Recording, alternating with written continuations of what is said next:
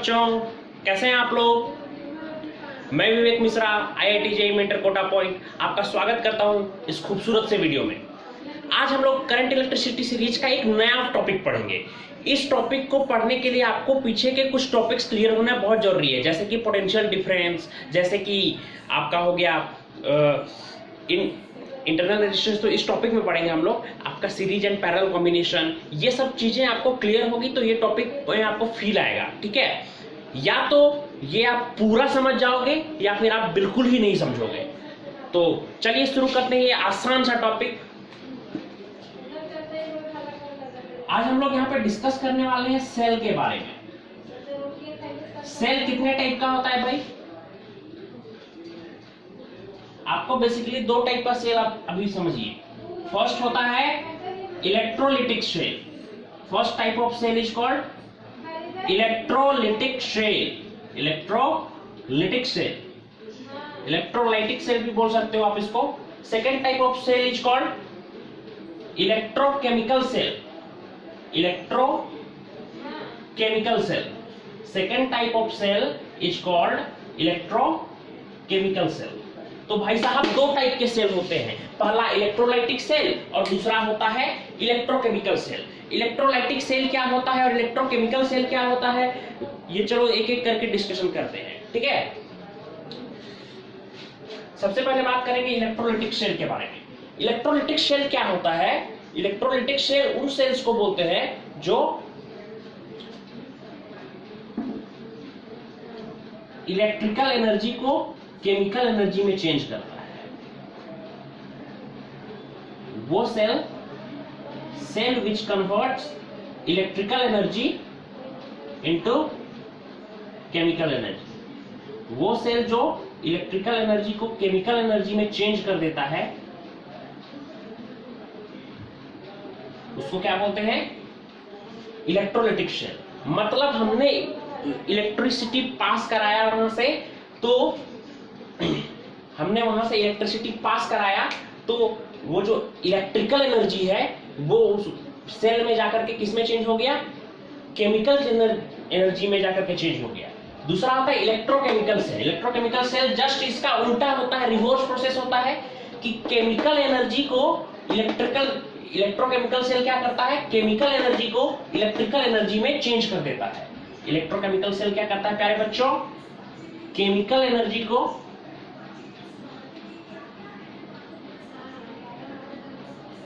मैं ई लिख दे रहा हूं, ई मतलब इलेक्ट्रिकल एनर्जी, आप लोग समझ जाना। इलेक्ट्रोलाइटिक सेल इलेक्ट्रिकल एनर्जी को केमिकल एनर्जी में चेंज करता है और इलेक्ट्रोकेमिकल सेल केमिकल एनर्जी को इलेक्ट्रिकल एनर्जी में चेंज करता है, ठीक है। मतलब कि अंदर कुछ सेल के अंदर कुछ इलेक्ट्रोलाइट्स होता है, उसके अंदर कुछ तो हुआ, कोई केमिकल रिएक्शन हुआ और उसके फलस्वरूप बाहर के सर्किट में क्या फ्लो करने लगा?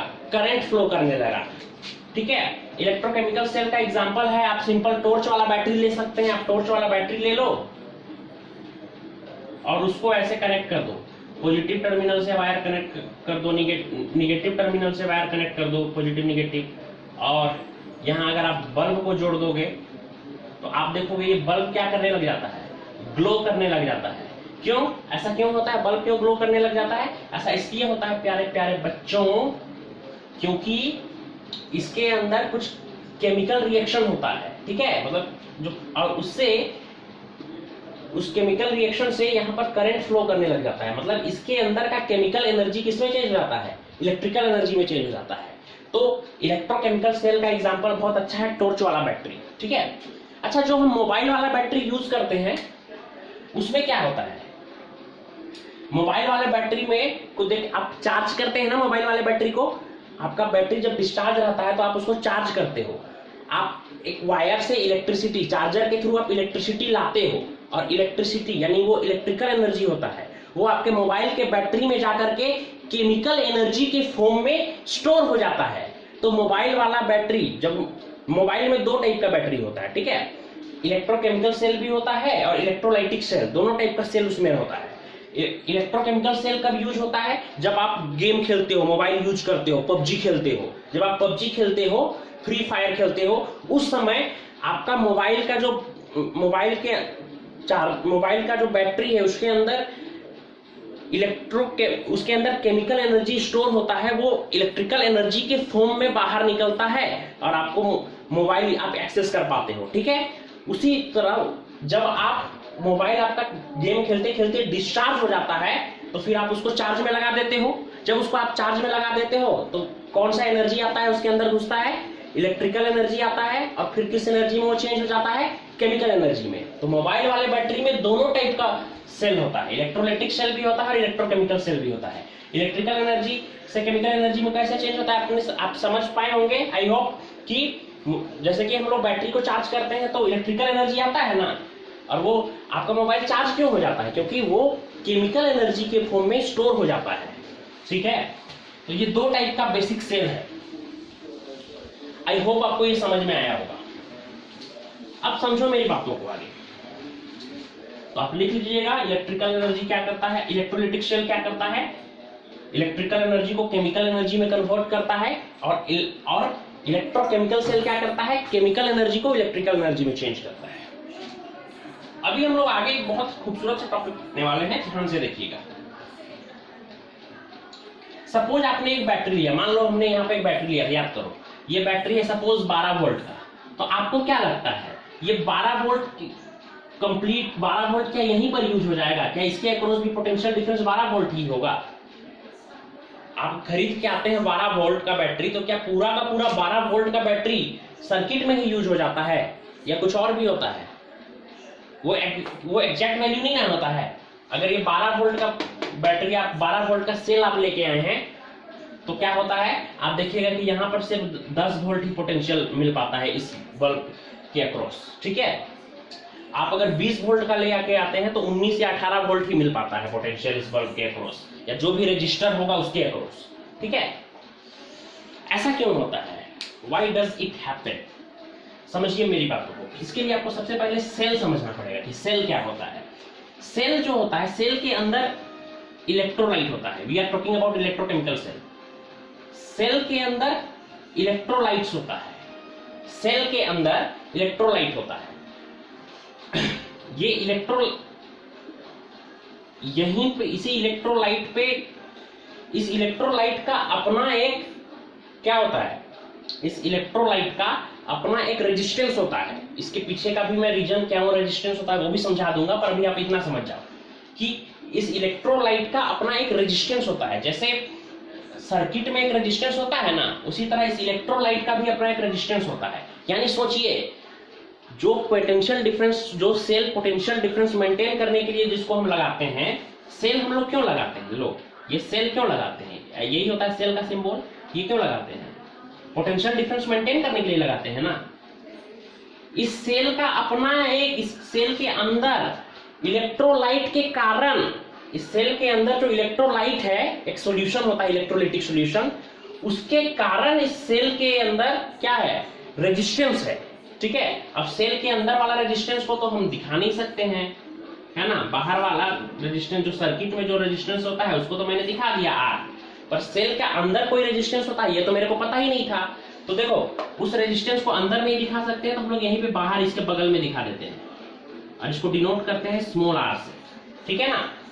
इस रेजिस्टेंस को बोलते हैं इंटरनल रेजिस्टेंस। क्यों बोलते हैं इसको इंटरनल रेजिस्टेंस, क्योंकि ये सेल के अंदर होता है। तो resistance which is provided by electrolyte of cell, okay. वो रेजिस्टेंस जो कि किसके कारण होता है, सेल के अंदर जो इलेक्ट्रोलाइट होता है उसके कारण होता है। उस रेजिस्टेंस को अपन बोलते हैं इंटरनल रेजिस्टेंस। लिखिएगा कि इंटरनल रेजिस्टेंस क्या होता है, resistance provided due to electrolyte of cell is called internal resistance. इसको स्मॉल r से डिनोट करते हैं। सेल हमेशा सेल के राइट साइड में डिनोट कर देंगे इसको, ठीक है, स्मॉल r से। क्लियर है ना। पर आपको याद रखना, आप ये मत सोचिए कि ये सर्किट के बाहर है, ये सॉरी सर्किट नहीं, सेल के बाहर है। ये सेल के बाहर नहीं है, सिर्फ हमने यहाँ पर एक डायग्राम बनाया है, वहां आपको समझने में आसानी हो इसलिए हम लोग सेल के बाहर दिखा देते हैं। पर वास्तविकता में आपको अंदर ही अंदर ये बात पता होना चाहिए कि ये जो स्मॉल r है वो कहां पर है? सेल के अंदर है। आपको आपके घर से बाहर निकलना पड़ता है, ठीक है? आपके घर के बाहर एक बहुत पागल सा डॉगी रहता है, वो तुम जैसे लोगों को देखते ही काटने को दौड़ता है, ठीक है? तो आपको अगर अपने घर से प्लेग्राउंड जाना है तो आप डरते हैं कि बाहर एक डॉगी बंधा हुआ है, वो आपको काटेगा, ठीक है? पर उसके तो सबको तो यही लगता है कि उस डॉगी से आप बचाते जाते हैं, प्लेग्राउंड में खेल के आते हैं। लेकिन एक बात और है जो कोई नहीं जानता है, वो बात यह है कि घर में आपको सिर्फ एक ही चीज से बच के नहीं जाना पड़ता है कि डॉगी से। घर के अंदर आपकी मम्मी भी है जो आपको खेलने जाने नहीं देती, तो उसको कोई देख नहीं पाता है, ठीक है ना? कि आप वास्तव में एक रजिस्टर नहीं, 2 रजिस्टर को पार करके प्लेग्राउंड जा रहे हैं। पहला रजिस्टर आपकी मम्मी और दूसरा रजिस्टर वो डॉगी है। डॉगी आपके पीछे दौड़ता है डेली काटने को, एक आध बार काटा भी होगा, तो इसलिए लोग उसको जानते हैं सराउंडिंग में आपके। पर आपके अंदर, घर के अंदर आपकी मम्मी आपको कैसे रोकती है, आप उनसे कैसे बच के निकलते हैं, ये तो कोई नहीं जानता है ना। तो आपकी मम्मी हो गई इंटरनल रेजिस्टेंस, ठीक है? जितनी भी मम्मियां इसे सुन रही हैं वो दिल पे ना ले। तो इंटरनल रेजिस्टेंस कहां होता है? सेल के अंदर, ठीक है?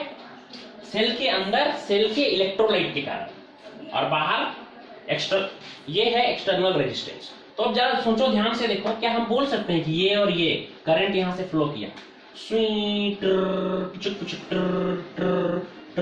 क्या सेम करंट इस आर से पार हुआ? क्या सेम करंट इस छोटे वाले आर से भी फ्लो हुआ या नहीं हुआ? तो अपन बोल सकते हैं कि ये आर और ये आर क्या में है? सीरीज कॉम्बिनेशन में है, यानी कि R equivalent is equal to क्या हो जाएगा? ये आर प्लस स्मॉल आर, मतलब इंटरनल रेजिस्टेंस। अब आप ध्यान से सोचो, मान लो इस सेल के अक्रॉस जो टोटल पोटेंशियल है, इस सेल के अक्रॉस जो टोटल पोटेंशियल है वो है E। ये जो सेल था इसके अक्रॉस जो टोटल पोटेंशियल है वो है E। सीरीज कॉम्बिनेशन में पोटेंशियल क्या हो जाता है? डिवाइड हो जाता है। ध्यान से याद करिए, सीरीज कॉम्बिनेशन में पोटेंशियल डिवाइड हो जाता है। कुछ पोटेंशियल तो इसको मिलेगा, इसको मान लेते हैं अपन कैपिटल भी, ठीक है? ये जो टोटल इसका इस सेल के अक्रॉस जो टोटल पोटेंशियल डिफरेंस है वो 2 भाग में बटेगा। एक तो ये बाहर वाले सर्किट को मिलेगा, इसके अक्रॉस है सपोज V, और दूसरा मिलेगा ये इंटरनल रेजिस्टेंस को, जो है जिसको मान लेते हैं V1 या स्मॉल v, जो भी आप मानिए। तो E इज इक्वल टू, यहां से बोल सकते हैं कि जो E है, E मतलब इस सेल का टोटल पोटेंशियल डिफरेंस, इस सेल के across total potential difference, cell के अक्रॉस ही नहीं, सेल के अंदर और सेल के बाहर सब मिला करके जो टोटल पोटेंशियल डिफरेंस है इस सेल का, उसको बोलते हैं E। E मतलब EMF, ठीक है? इलेक्ट्रोमोटिव फोर्स, बहुत इंपॉर्टेंट टर्म है, इसको फिर से समझाऊंगा, समझिए। तो इस सेल के अक्रॉस जो टोटल पोटेंशियल डिफरेंस है उसमें सेल का अंदर पोर्शन भी आता है, बाहर पोर्शन भी आता है। बताओ, ये जो टोटल पोटेंशियल डिफरेंस है इस सेल का वो कितने भाग में बढ़ता है? 2 भाग में बढ़ता है। एक मिलता है ये कैपिटल आर को और एक ये स्मॉल आर को। ये स्मॉल आर तो सेल के अंदर ही है, तो एक मिलेगा कैपिटल आर को V प्लस एक स्मॉल आर को क्या मिल जाएगा? V1 मिल जाएगा। कोई दिक्कत हुआ क्या? तो सोचो, ये V1 तो सेल के अंदर होता है ना, तो ये मेरे को दिखता नहीं है। ये V1 जो होता है वो सेल के अंदर होता है, वो मेरे को दिखता नहीं है। मेरे को तो सिर्फ एक्सटर्नल सर्किट दिखता है। मेरे को सिर्फ एक्सटर्नल सर्किट में जो रेजिस्टेंस, जो बल्ब, जो पंखा, जो भी जुड़ा हुआ है वो दिखता है।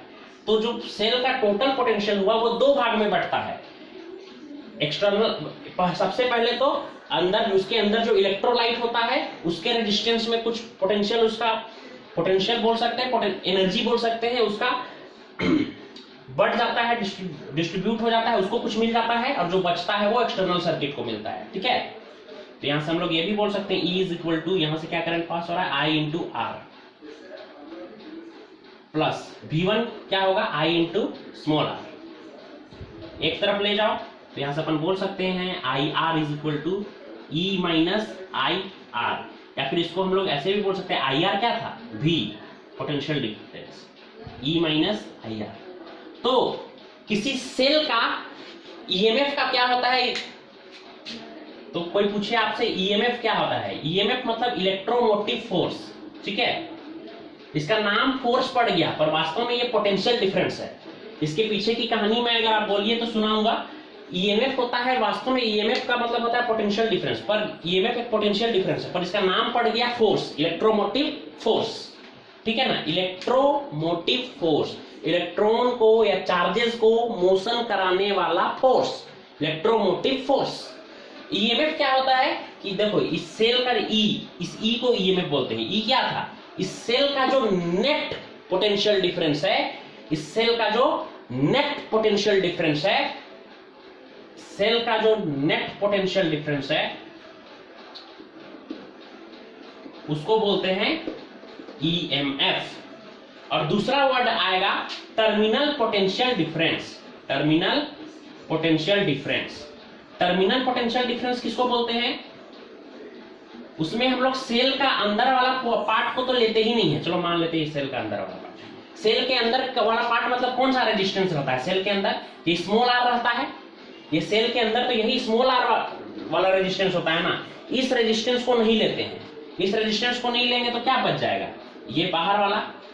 तो एक्सटर्नल सर्किट का, बाहरी सर्किट का जो पोटेंशियल डिफरेंस होता है, बाहरी सर्किट में हम लोग ये स्मॉल आर को नहीं वाला पोटेंशियल को इंक्लूड नहीं करते हैं। बाहरी एक्सटर्नल सर्किट, बाहरी सर्किट का जो पोटेंशियल डिफरेंस होता है उसको अपन बोलते हैं terminal potential difference. I hope आपको ये क्लियर हुआ होगा।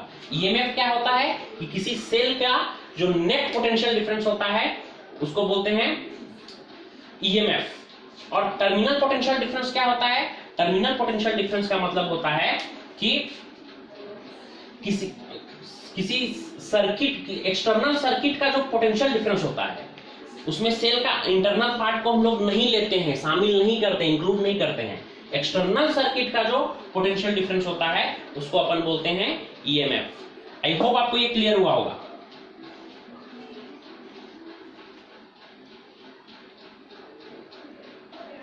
एक आसान सा क्वेश्चन मैंने आपको दे दिया है कि रेजिस्टेंस दिया हुआ है 20 ओम, ये स्मॉल आर मतलब इंटरनल रेजिस्टेंस दिया हुआ है 2 ओम और यहां से 10 एम्पियर करंट फ्लो कर रहा है। आपको सबसे पहला क्वेश्चन पूछा है फाइंड टर्मिनल पोटेंशियल डिफरेंस और सेकंड क्वेश्चन है फाइंड ईएमएफ, इलेक्ट्रोमोटिव फोर्स। तो चलो दोनों एक एक करके निकालते हैं। बताओ, सबसे पहले टर्मिनल पोटेंशियल डिफरेंस निकालने के लिए बोला गया। टर्मिनल पोटेंशियल डिफरेंस किसको बोलते हैं, वो पोटेंशियल डिफरेंस जो एक्सटर्नल सर्किट का होता है। क्या एक्सटर्नल सर्किट में ये अंदर वाले स्मॉल आर को इंक्लूड करते हैं क्या, नहीं करते हैं ना।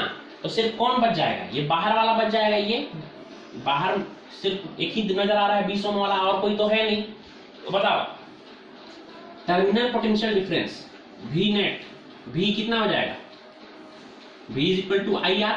करंट कितना फ्लो कर रहा है 10 एम्पियर, रेजिस्टेंस कितना है, एक्सटर्नल रेजिस्टेंस 20, 10 इंटू 20 200 वोल्ट। ये हो गया external terminal potential difference. Second question है इसी में कि बताइए ईएमएफ कितना होगा। आपको पता है ना ईएमएफ दो चीजों को मिलकर बना हुआ होता है।